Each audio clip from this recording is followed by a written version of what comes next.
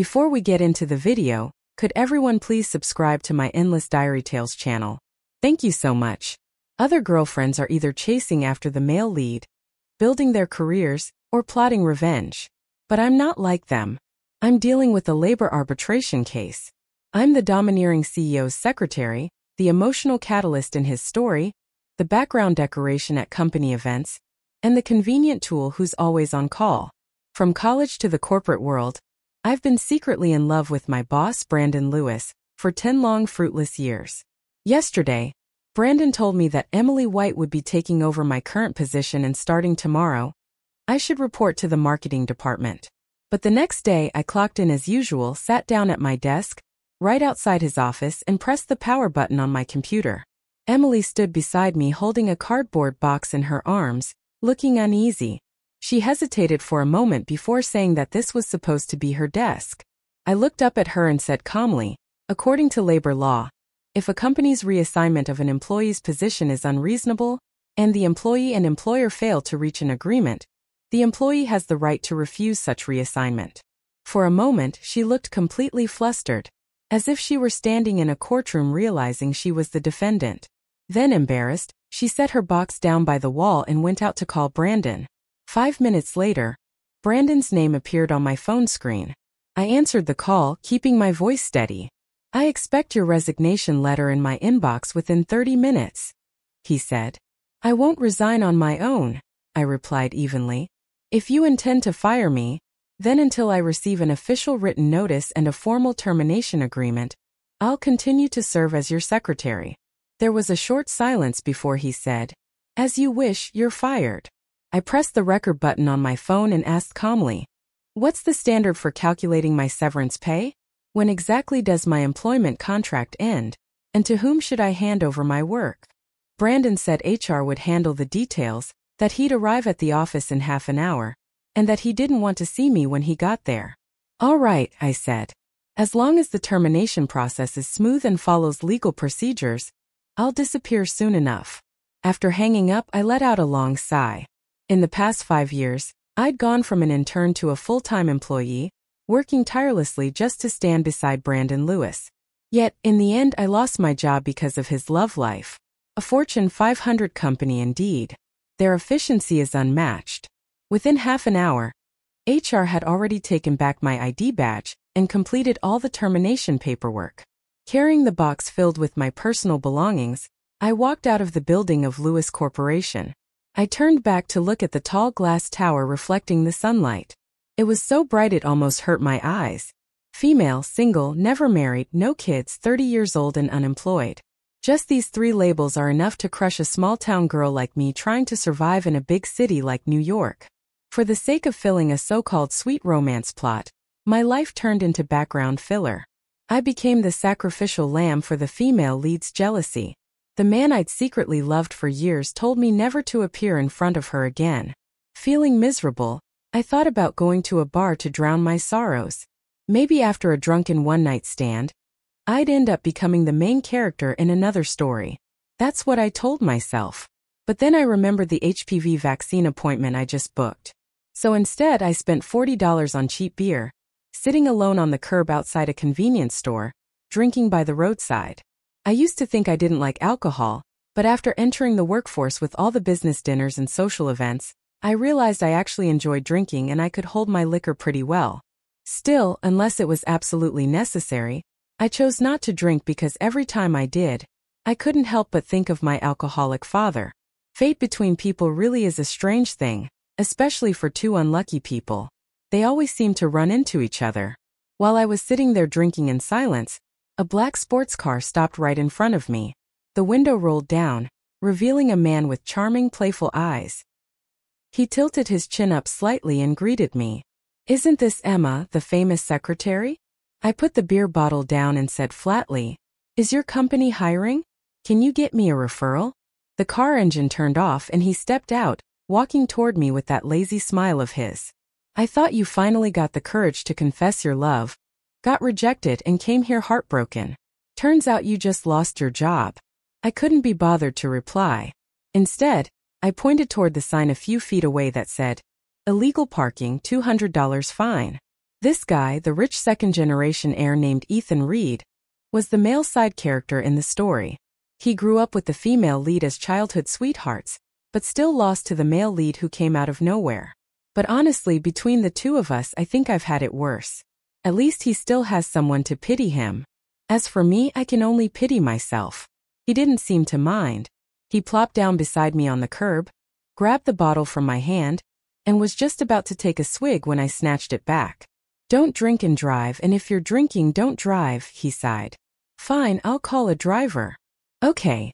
I stood up and walked to the convenience store nearby, grabbed 2 paper coffee cups for free, then came back and sat down next to him again. I poured some beer for both of us and raised my cup toward him. "So, can you help me with that job?" Ethan opened the car door, reached into the small fridge inside, and took out a can of Sprite. He mixed it with his beer and said, "I'll try, Emma, but no promises. You sure you're not just fishing for attention sitting out here?" I rolled my eyes at him but didn't argue, letting him have his way this time. 2 hours later, Ethan's car got towed by the traffic police, and I ended up dragging his completely drunk self, who couldn't tell north from south, back to his place. He clung to me, refusing to let go, muttering drunkenly, "I was the one who met her first, you know." I sighed. It's not like love is a supermarket checkout line. Who came first doesn't matter. If she doesn't like you, she doesn't like you, he mumbled stubbornly. Even if you met him back in the Jurassic era, you'd still think Brandon Lewis was the handsome T-Rex, and I'd just be the long-necked dinosaur you ignored. I laughed helplessly. His self-pity wasn't entirely wrong. My 10-year crush on Brandon wasn't worth a damn either. I first met Brandon in my senior year of high school. I was sent to the city to compete in a physics competition. Brandon won first place. I came in 13th. My teacher patted my shoulder and said, "You did great, Emma. It's not that you didn't try hard enough." But I sat in the audience staring at that young boy on stage, bright-eyed, confident, effortlessly handsome, and my heart started racing uncontrollably. Yet even then, from the way he carried himself, I knew our paths in life probably wouldn't cross again. Still, with hard work, I got accepted into one of the top universities in the country. When the school learned about my financial situation, they even waived my tuition. Clutching the $500 my grandmother had pressed into my hand, I set off for my dream school. And by coincidence, I ran into Brandon again. He was on stage giving a speech as the freshman representative. In that moment, I truly felt grateful for all my hard work. Studying really had changed my life. But aside from enrolling in a few of the same classes as Brandon, I didn't dare take a single step closer. It wasn't that I didn't want to. I just couldn't afford to. Brandon could enjoy his carefree college life while I had to juggle part-time jobs just to cover my living expenses. The only place our lives overlapped was on the final grade sheet. We were tied for first in academic performance, but he had extra credits from extracurricular activities, so his overall ranking was still several places ahead of mine. I didn't mind. The government scholarship for students in financial hardship had its own separate ranking, and that $8,000 grant allowed me to breathe a little, to let my quiet, invisible crush continue without being completely crushed by life itself. My college years were hard, but they were beautiful. My classmates never looked down on me because I was poor, nor did they treat me any differently. When I went for my internship interview during junior year, my roommate lent me her suit and even helped me with my makeup. Later, when I received my first internship paycheck, I treated them all to dinner. They didn't refuse out of politeness. They accepted it naturally, warmly, like real friends. I never thought my life was bitter. I believed that as long as I worked hard, things would gradually get better. Maybe that's why life started to open up for me. When I began my internship, I coincidentally ended up in the same department as Brandon Lewis. Because of my outstanding academic record, he remembered me, the once quiet classmate from years ago. We would occasionally run into each other in the break room, exchanging polite nods before going our separate ways. I worked diligently and meticulously, often contributing fresh, innovative ideas to project plans. After careful consideration, the company decided to offer me a full-time position after graduation. When I saw the list of employees who had successfully transitioned to full-time, I didn't find Brandon's name. I assumed someone as capable as him must have received an offer from another top firm, or perhaps he planned to study abroad. But one day he returned not as an intern but as the new CEO of the company. When he came to inspect the departments, his eyes swept over the crowd and briefly met mine before moving on. After all, to him I was just a former classmate, now one of his many employees. I smiled and joined the others in greeting him. "Good morning, Mr. Lewis." Everyone in the company knew that within just 2 years of joining the 3rd Business Department, Emma Thomas, that's me, had signed a $300 million contract and been promoted straight to vice director level. I broke through the invisible barriers that often held women back in the corporate world, earning raises and promotions through sheer ability, until people began calling me a power woman. At the annual awards ceremony, when I was recognized as one of the year's top employees, Brandon walked over and shook my hand. "Long time no see, classmate," he said with that faint, composed smile of his. I smiled back. "Thank you for the company's support, and for the trust of our leadership." Then he asked, "Would you be interested in transferring to the president's office as my executive secretary?"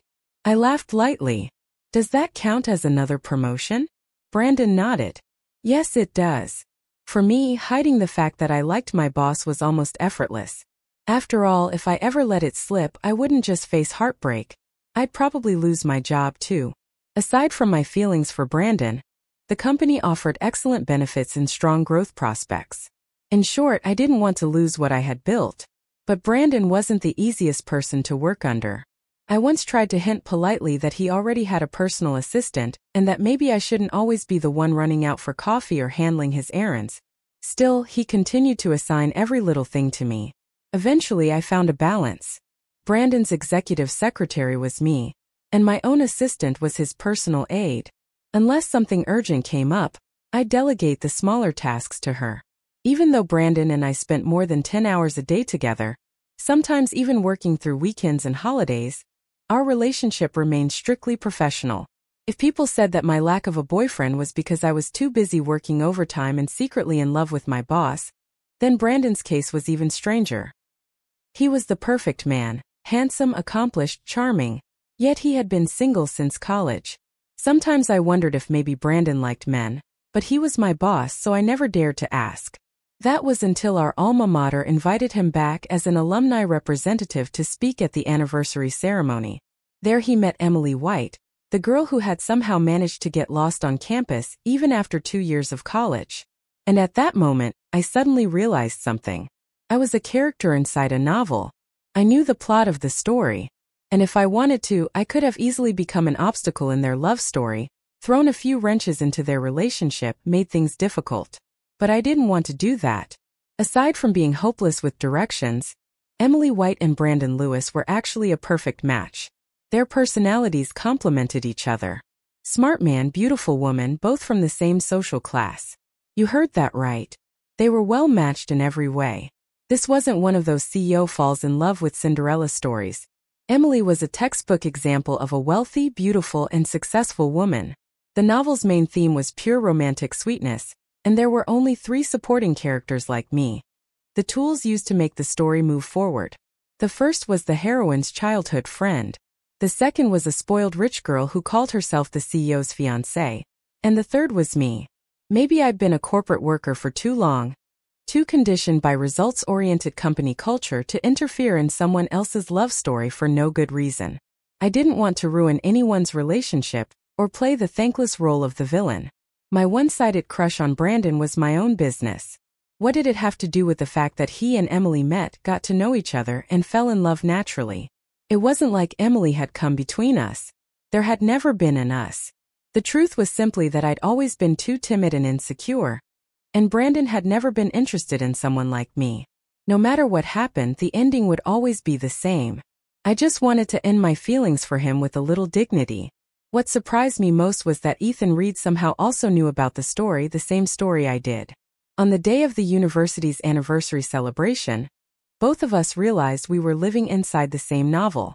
And there was still 1 year left before the main plot began, before Emily's junior year internship at Brandon's company, when their fated love story would officially start.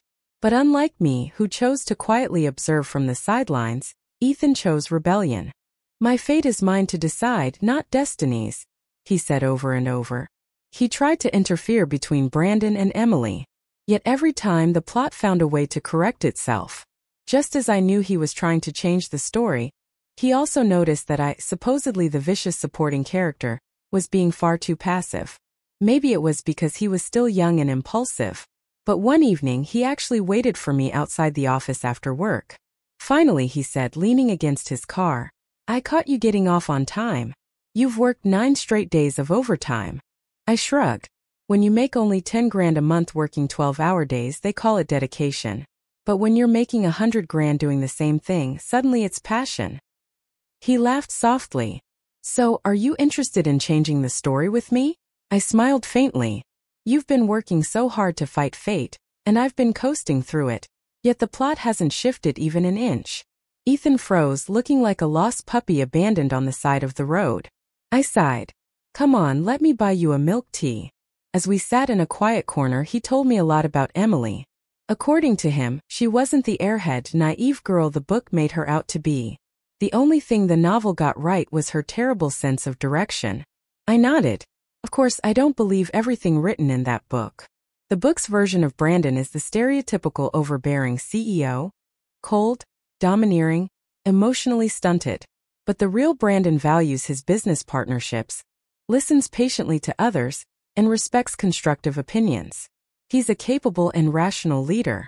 Ethan frowned. "Then if you know all that and you know the story, why don't you fight for your love? Why not give it one more chance?" I looked at him and said quietly, "Ethan, I've known Brandon for 10 years. Do you really think he doesn't know that I like him?" Ethan went silent, stunned. Then he asked, "If he knows, then why does he still keep you by his side? Wouldn't it be easier to replace you? Training a new assistant who understands him so well would take time." I smiled faintly. "He's smart. He trusts me to be smart too. He gave me the choice. As long as I bury these feelings forever, he'll pretend he doesn't know. It's a silent agreement between us." I reached out and ran my fingers through Ethan's soft hair. "You know, there's a reason your timing is always wrong when you confess to Emily. Maybe it's because the story keeps correcting itself. Or maybe," I paused, "it's because Emily doesn't want to lose you as a friend, so she keeps praying you'll never break that thin layer of glass between you two." Ethan threw his head back and muttered bitterly, "It's not fair. Why does the universe hand me this cursed script?" I smiled. "I don't think it's unfair at all. I've always thought life was fair. Because I studied hard, I got into a top university. Because I worked hard, I earned a decent salary. And because I was too timid, my love stayed hidden in the dark. Every cause I planted led to the result it deserved. That's what fairness really means."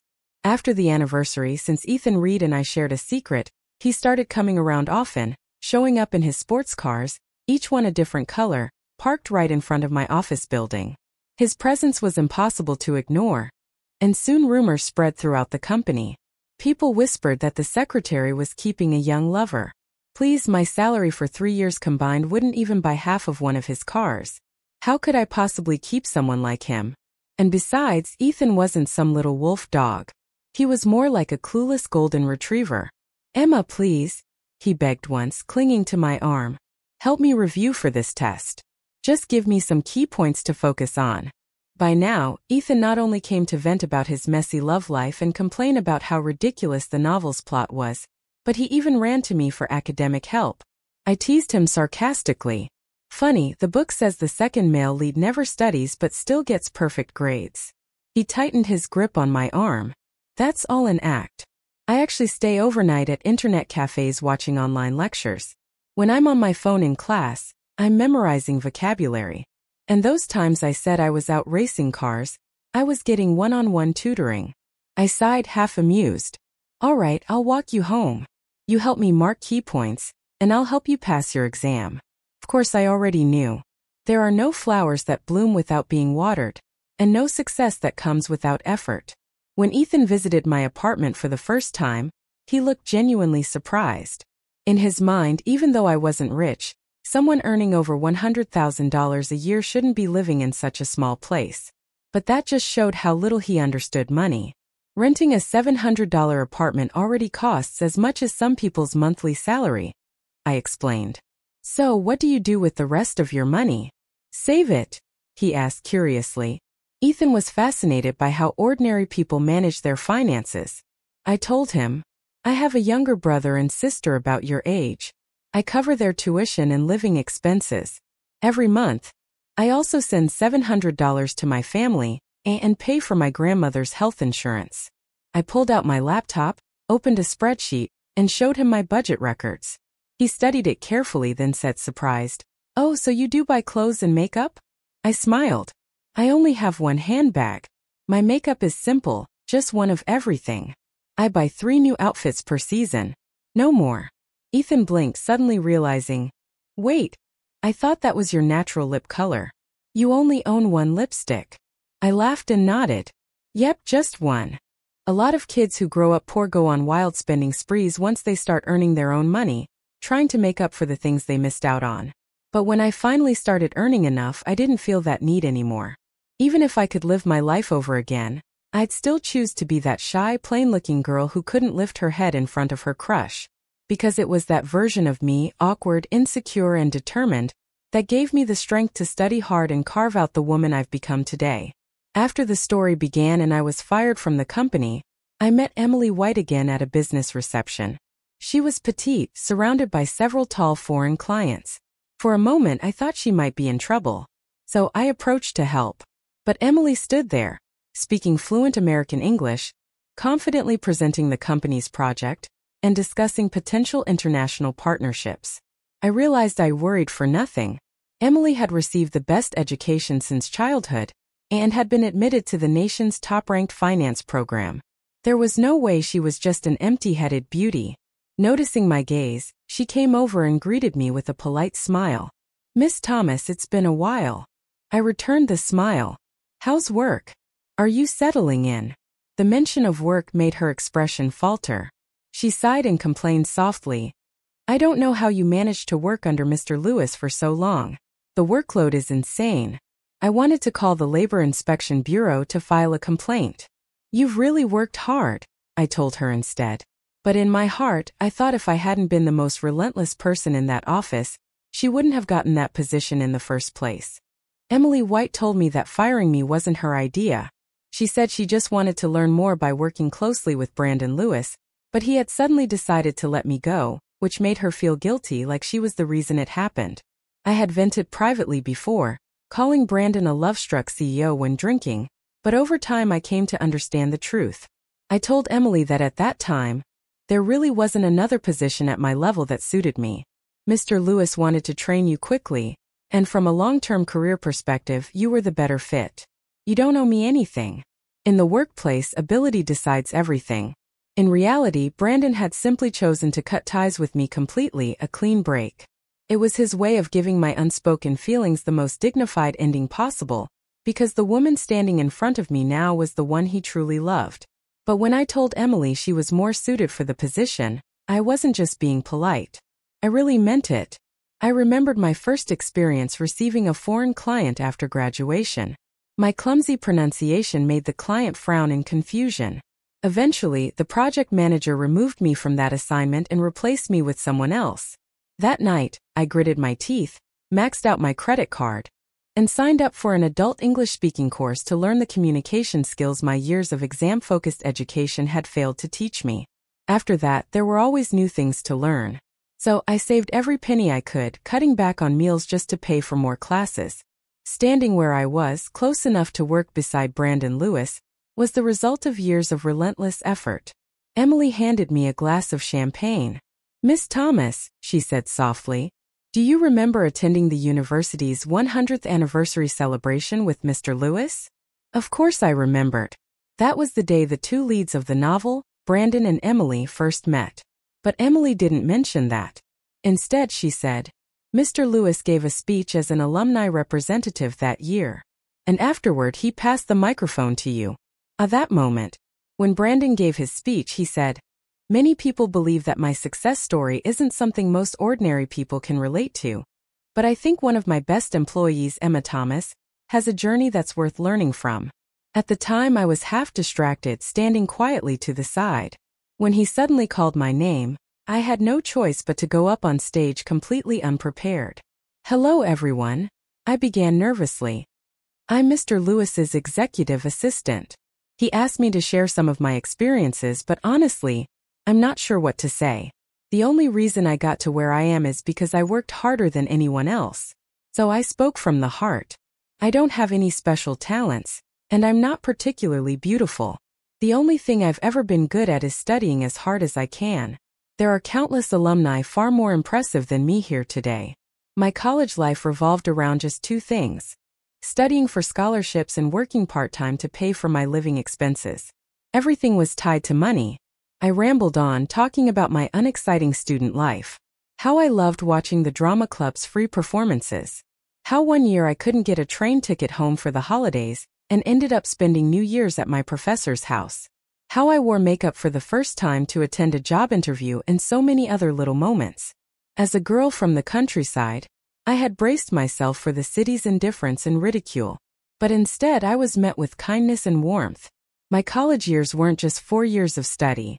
They became a light I could carry within me, a reminder of hope when life felt unbearably hard. At the end of my speech, I bowed deeply. My name is Emma Thomas, just an ordinary graduate. I hope all of you younger students will keep chasing the light ahead of you. Emily smiled faintly as she reminisced. That speech really inspired me. For someone like me, born into privilege, maybe Emily White could never truly understand what my life had been like. But my story helped her realize what effort really meant. Still, I told her, hard work itself isn't what gives meaning to life. Only the result does. If the ending isn't good, then all that effort is meaningless. Emily clinked her glass lightly against mine. I don't believe any effort is meaningless, she said. I didn't argue. I never tried to convince anyone. When Brandon Lewis started walking toward us, I smiled faintly and said, "Your ruthless boss is coming this way. I'll get out of here before he does." Then I excused myself and left the party. By the time I got home, exhaustion hit me like a wave. I hung my coat by the door, glanced at the wall calendar, and noticed the date my apartment lease would expire. If I couldn't find a new job before then, I'd have to move somewhere cheaper. I had stopped following the story's progression for a while now, but lately I'd started checking again. I had some savings, but if I didn't find work soon, the anxiety and self-doubt would start eating me alive before the money even ran out. The economy had been bad this year, worse than anyone expected. When I got fired, I hadn't imagined I'd become one of those people struggling just to stay afloat. Just as I was putting my phone on the charger, it rang. The caller ID said Brandon Lewis. "Emma," he said, "open the door." I froze, replaying every possible plotline in my mind. Maybe it was the champagne still fogging my thoughts, but I couldn't remember if there was supposed to be a scene like this. When I didn't respond, he said again, his voice firm, "Don't just hide in there pretending you're not home. I know you're inside." I took a deep breath, straightened my posture, and opened the door. "Mr. Lewis," I said, trying to sound confident. He raised an eyebrow. "Emma, don't you have something to say to me?" What did he expect me to say? "Thank you for firing me? If I apply for unemployment, are you planning to take responsibility?" But instead I said calmly, "If HR makes any mistakes with my file, please don't hold it against them. Maybe you could say a few kind words for your once dedicated employee." It was the first time I'd ever seen Brandon lose his composure. The usual mask of calm, professional detachment was gone. "Why aren't you following the script?" he demanded. "This isn't how it's supposed to go in the book." That sobered me instantly. Wait a second, I thought. He knows about the script too. Apparently, being the male lead came with privileges. He even got a copy of the story. Brandon studied my face, sharp as ever, the same way he could read a client's hesitation during negotiations. His gaze narrowed slightly. "You know the story too, don't you?" The brief silence between us was enough for him to confirm his own suspicion. "Ethan knows as well," he added, more to himself than to me. And just like that, Emma Thomas, age 30, socially dead. My boss had just found out I'd been secretly in love with him for 10 years. And worse, he could quote the exact details of my crush like he'd read them straight off the page. And now he was standing at my door demanding to know why I hadn't confessed before being fired. Was this man domineering? I wasn't sure, but unreasonable? Definitely. I crossed my arms, frustrated. And why does that even matter? My confession wouldn't change the story. You and Emily would still end up together, right? You should be grateful. With me out of the picture, things are going more smoothly than ever. I should be the one feeling wronged here, not you. He stared at me. So you're admitting it. You never liked me. I scoffed. That's the character setting, isn't it? Just like Emily is supposed to be the naive sweetheart when she's clearly not. Brandon muttered something under his breath. Something that sounded like, waste of time, strike first, and damn fake novel ruining everything. My instincts went on high alert. Don't even think about doing something stupid, I warned. We live in a lawful society. You know, justice may be slow, but it always catches up. He looked at me exasperated. What? Now liking you is a crime. So there I was, 30 years old, unemployed, slightly drunk, standing in my apartment doorway while my ex-boss, the man I'd loved for 10 years, showed up in the middle of the night to say he liked me. If I wrote this down anonymously and posted it online, no one would believe it. My ex-boss confessed his love at midnight at my door. It sounded like a bad romance novel come to life. A sudden confession and a job offer. What kind of move was that supposed to be? If this were the internet, the comments would have said, "Run, girl. He just wants you to work overtime for free." And honestly, I couldn't figure out what Brandon Lewis was trying to pull either. I don't do office romances, I told him flatly. But clearly he'd come prepared. Brandon took out the company handbook and handed it to me. I skimmed through the entire thing from start to finish and found no rule against relationships between employees. So I folded my arms and asked, let's assume we're in a relationship. If an urgent task comes up on Valentine's Day, what do we do? He chuckled softly, clearly thinking I was being unreasonable. I just tell you to forget about it, he said in that low, patient tone of his. It's not like I'd make you handle it. I'd have someone else take care of it. So I said calmly, a job that's part of my responsibilities would be handed to someone else just because I'm the boss's girlfriend.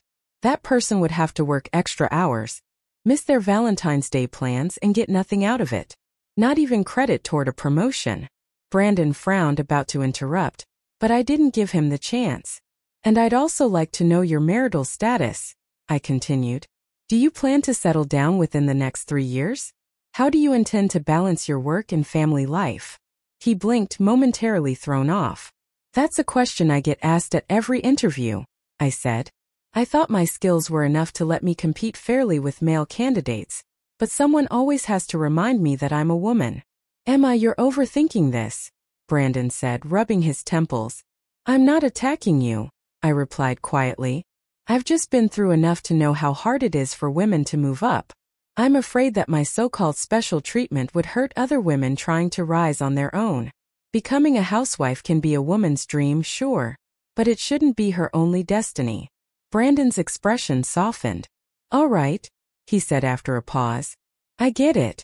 I guess I was the one being foolish. Honestly, I didn't think Brandon Lewis had ever been caught off like that before. Still, I sighed and said, fine, I'll give this a chance. But whatever happens, I'll handle my job the way I always have. The silence between us grew heavy. The motion sensor light in the hallway suddenly flicked off, leaving us in darkness. When I clapped my hands to turn it back on, Brandon was standing right in front of me, his hand braced against the door beside my head. It looked like he was going to kiss me. Through the peephole of the security door, I could see his reflection, tall, composed, and unexpectedly vulnerable. I crouched down to pick up a few business cards that had been blown off the entryway shelf by the draft. When I straightened up, I looked at him and said softly, I'm not the heroine, Brandon. You can't just spring these scenes on me without warning. I'm not great at improvising. Brandon's ears turned red instantly. He coughed into his hand, pretending to hide his embarrassment. It's late, he said stiffly. You should rest. I'll head out. Hey, Brandon.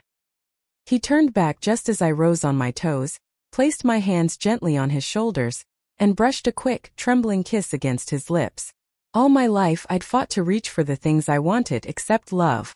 That was the one thing I'd never dared to force. But maybe this time I could be a little braver, take one small step forward and hold his hand for once. What I didn't know was that my new next-door neighbor had just moved in, and it was Emily White. She just returned from a business reception and happened to witness everything. She froze for a moment, then hurried over, clutching my hand excitedly. Thank you, she said breathlessly. Well, that escalated fast. Maybe the male lead halo didn't apply to a supporting character like me, but apparently the supporting role law still worked. The classic female lead catches the supporting girl kissing the male lead scene had officially been triggered. Except this time, Emily didn't misunderstand, didn't cry, didn't storm off heartbroken. Instead, she became my number one shipper. After Brandon and I started dating, he began working less overtime. Emily was thrilled. I knew it, she told me one day with a grin. Reporting the company for excessive overtime to the Labor Bureau was the right thing to do. If Brandon Lewis ever found out that it was Emily White who'd reported the company's excessive overtime to the Labor Bureau, I had no idea what he would think. Every day she parked herself right outside his office door after work, insisting on hitching a ride home with him just so she could see the two of us in the same frame. Even when there was no romance to feed on, she'd dig her own sugar out of thin air. She was so obsessed with our couple moments that she once said, "If it were allowed, I'd move the marriage registry right next to your building." I laughed. Please, I was probably just blinded by your boss's good looks for a moment. I'm not ready for the day Mrs. Lewis slaps me with a check for $5 million and tells me to leave. Emily waved her hand dismissively. That kind of thing only happens in cheap dramas.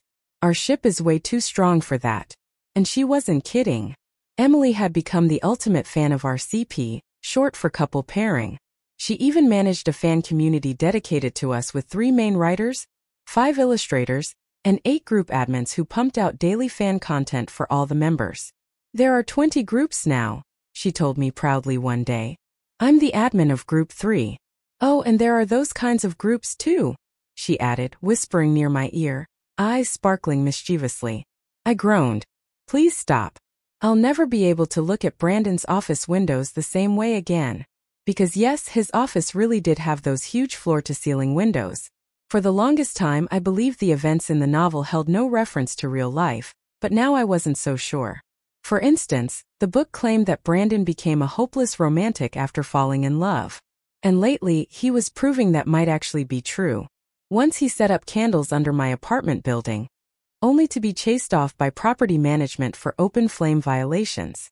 Another time he bought 999 roses during a live stream sale, but they turned out to be the tea kind, not real flowers. And the piece de resistance? He booked a drone to fly a banner confession across the sky. He ended up getting scammed out of $13,000 because drones aren't even allowed to fly inside the city limits. I didn't know whether to laugh or cry. If you had even a shred of common sense, I told him, you'd know drones are banned within city limits. Brandon just shrugged. Small matters. I took a deep breath, feeling like a weary advisor scolding an oblivious king. You've been completely brainwashed by your CEO persona, haven't you? You skip work, ignore the company, and all you think about is romance. How exactly is your business supposed to stay brilliant if you keep this up? He avoided my eyes, looking almost guilty. I haven't, he murmured. Brandon, I said quietly, I don't want you to love me because of the version of me written in that book. I want it to be real. He exhaled softly. Do you know when I found out about the story?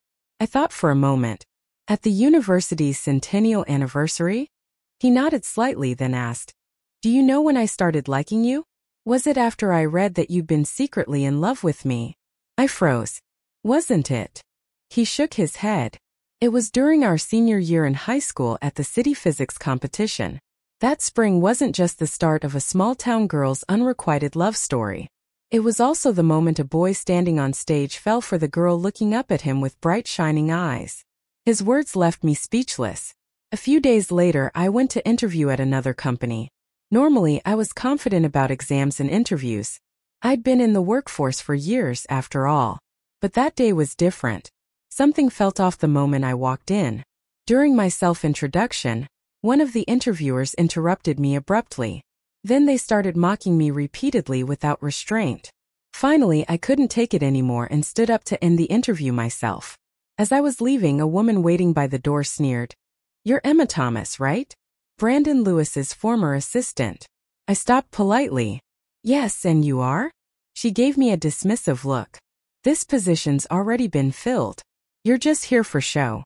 Maybe do your research next time before wasting everyone's time." So that was it. A placeholder interview to make the hiring process look legitimate. She went on, "So what if you went to a top university? So what if your resume looks impressive? You're just here to make the numbers." I slowly sat back down in the chair across from her, met her eyes and said evenly, "You're right. Without an inside referral, I probably wouldn't have even found the door to submit my resume." He chuckled at my words, clearly amused. "At least you're self-aware," he said. I smiled faintly. Self-aware? I've never been that kind of person. When people told me that girls weren't good at science, I didn't just study it. I competed in it. When they said girls should get safe, comfortable office jobs, I chose to travel across the country chasing business deals. When they said women should go home, get married, and raise children once they hit a certain age, I decided to fight tooth and nail to survive in a big city. No, I've never had much self-awareness. Otherwise, I wouldn't have endured frostbite on my fingers while filling out exam papers in an unheated classroom. I wouldn't have sat drenched in sweat in the exam hall during college entrance exams, checking every answer again and again. I wouldn't have spent my lunch breaks hiding in a storage room at work, practicing my broken English over and over. If I had known my place, if I had ever accepted fate, then Emma Thomas wouldn't even have had the chance to stand next to that so-called placeholder position. I said those words lightly, almost offhandedly, and then turned to leave. "You can laugh at me for being a bookworm who only knows how to study and take tests," I added. "But you can't take away my right to fight for fair, equal treatment.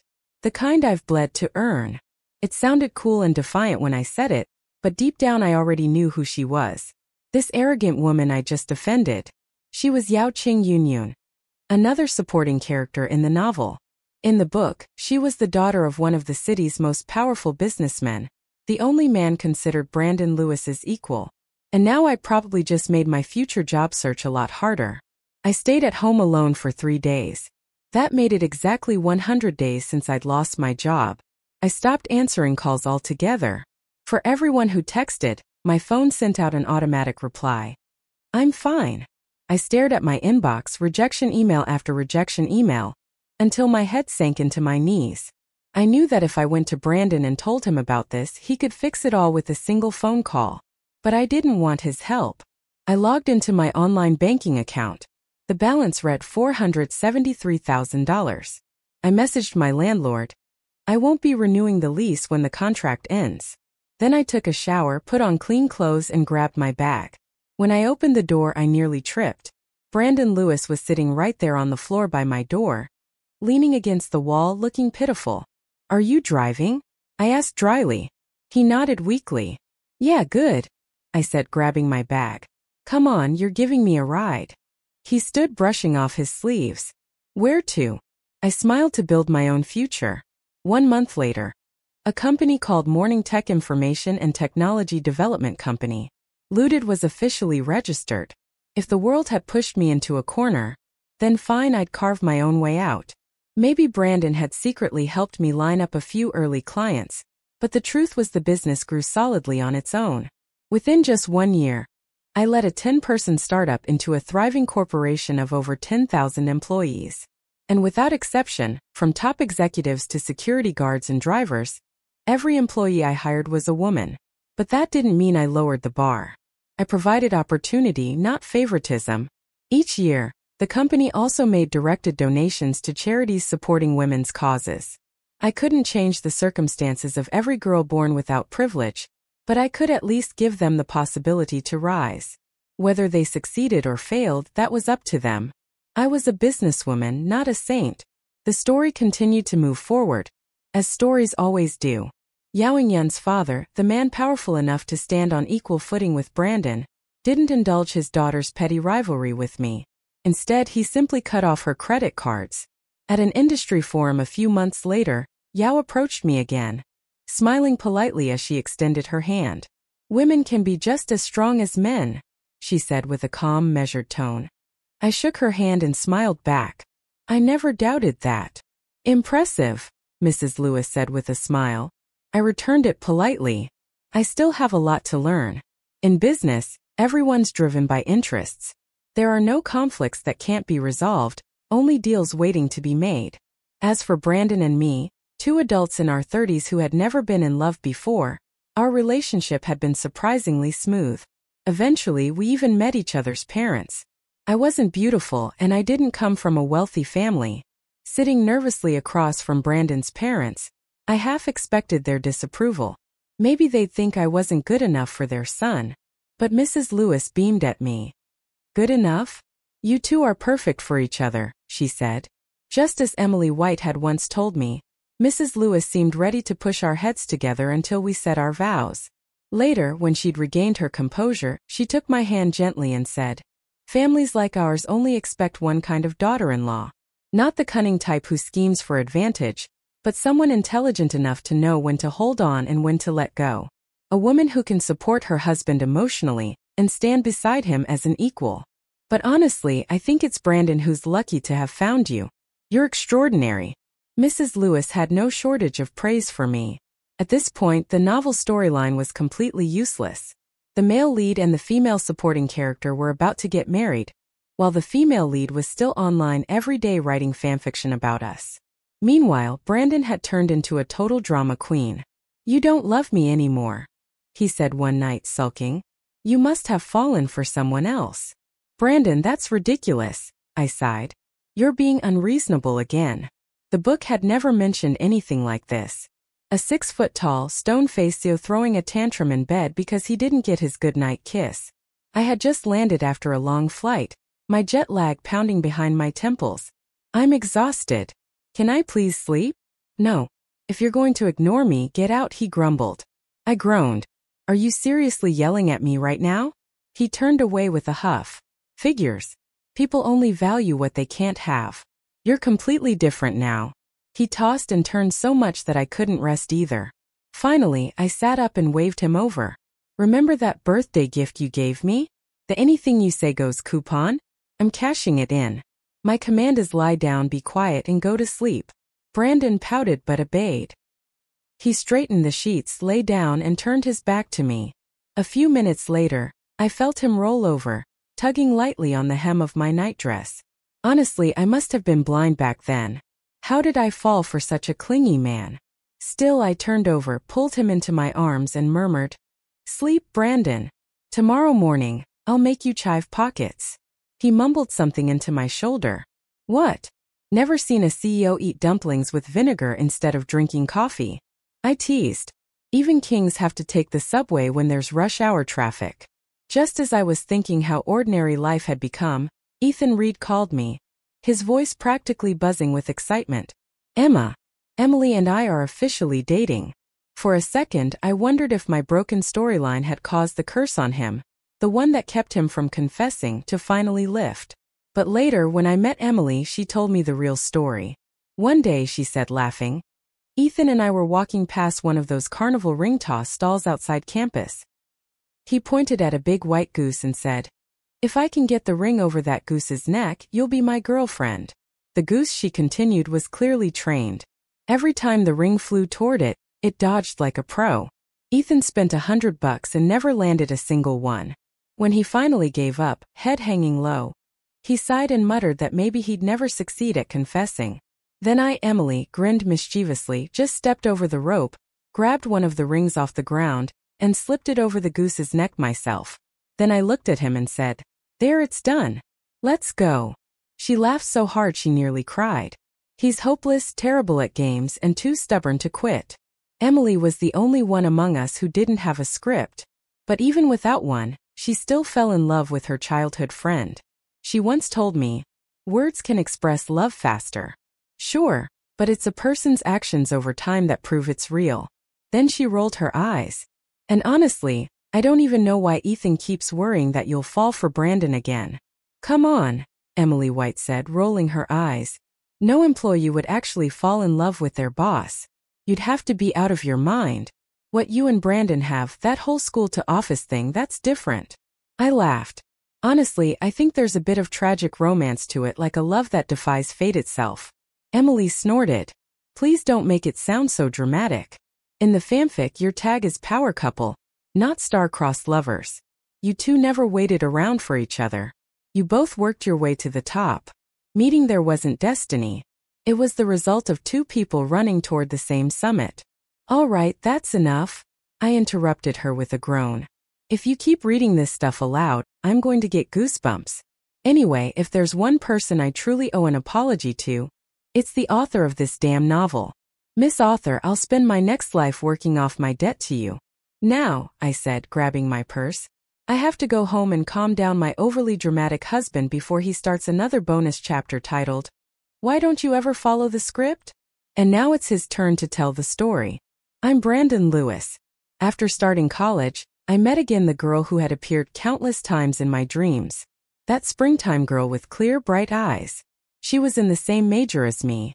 In the library, I deliberately sat close, pretending to study, but really just trying to glance at her notebook so I could copy her elective course code. She must have realized who I was, the so-called freshman representative everyone talked about, because she subtly tilted her laptop screen toward me, making sure I could see clearly.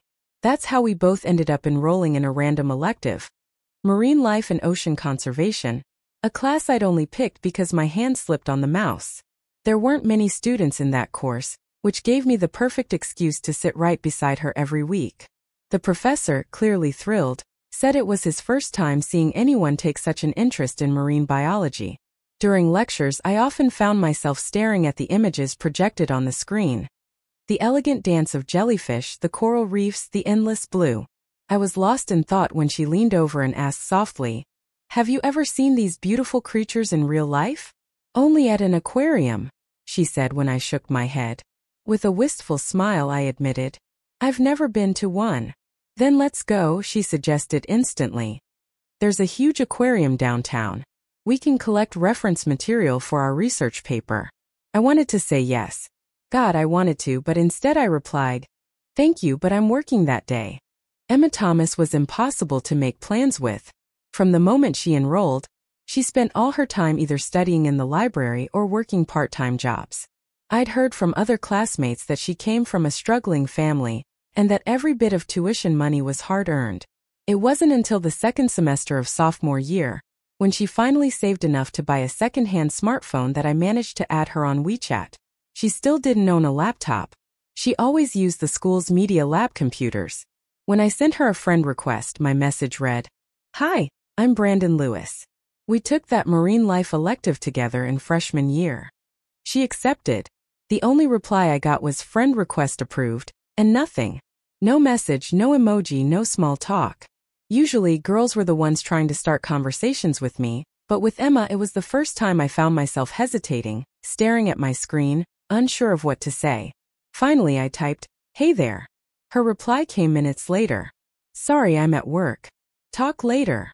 Defeated, I slammed my phone down and headed to the dining hall, only to lock eyes with her behind the counter, wearing an apron, ladle in hand. She didn't even flinch. Smooth as ever. She scooped me an enormous portion of braised pork ribs. That'll be $9. Swipe your card, she said, calm and professional. From that day on, I made sure to eat in the cafeteria during her shift. She always gave me extra meat, and before I knew it, I'd gained nearly 10 pounds in a month. I had to start jogging at night just to keep it under control. It hit me then. This couldn't go on. If I kept this up, I'd never win her heart. I just let her feed me into oblivion. Later, some friends from my club organized an outing to the same aquarium I'd once wanted to visit with her. On impulse, I agreed to go. What I didn't expect was to see her there, standing by the entrance, holding a bundle of aquarium brochures in her hands. When Emma Thomas looked up and saw me, my heart skipped. There was a bright red sign behind her. Couples tickets 12% off today. Immediately, my group of friends began teasing. One girl who had a crush on me even grabbed my arm and said, Come on, let's get the couple's ticket together. I don't think that's appropriate, I said, my voice colder than I intended. Emma seemed to notice the awkward tension. She smiled faintly and said, There's a student discount 30% off. I quickly added, Right, that's a better deal. Everyone laughed and went ahead to buy their tickets, heading toward the entrance in noisy, excited clusters. When I turned around, Emma was still standing in place. Her hat shaded her face, and she was holding that stack of flyers, watching us from behind. The sight of her standing there alone made my chest ache, like something bitter was rising up, pressing hard against my heart. Was she always destined to stand quietly on the sidelines, watching everyone else's youth pass by while her own slipped away? She must have sensed my gaze because she looked up and waved with a bright, reassuring smile as if to say, "It's okay." Really, I don't remember a single thing I saw inside that aquarium that day. All I could think about was her. For some reason, our timing was always wrong. Our paths always crossed just a second too late. By junior year, when internship season began, fate finally seemed to take pity on me. I applied to a subsidiary of my family's company for a management internship. And by coincidence, Emma applied there too. She passed the written test and all 3 rounds of interviews with flying colors. When I saw her again, I was nervous. I tried to start a conversation, but my tone came out too formal, too stiff. She only nodded politely and said, "Mr. Lewis," before walking away. Emma was the kind of person who gave her all in everything she did. Among the interns that year, she was the most capable, the most driven, the most relentless.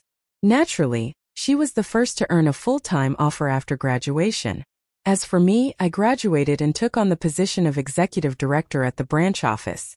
When I visited the 3rd business division for an inspection, it wasn't coincidence. I already knew that Emma worked there.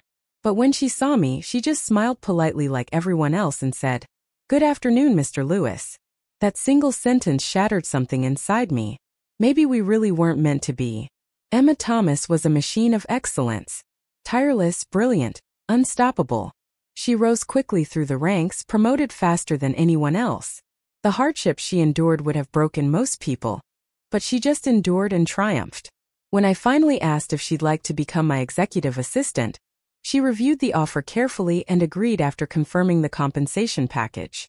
I was so thrilled that night I barely slept. Finally, I thought, the CEO and his secretary, maybe I'd have a chance at last. But because I kept wanting to see her, I started calling her into my office for the smallest things, to bring me coffee, deliver files, and handle menial tasks. One day she seemed annoyed. "I forgot you have a personal assistant for errands," I said quickly, trying to ease the tension. "Don't be mad."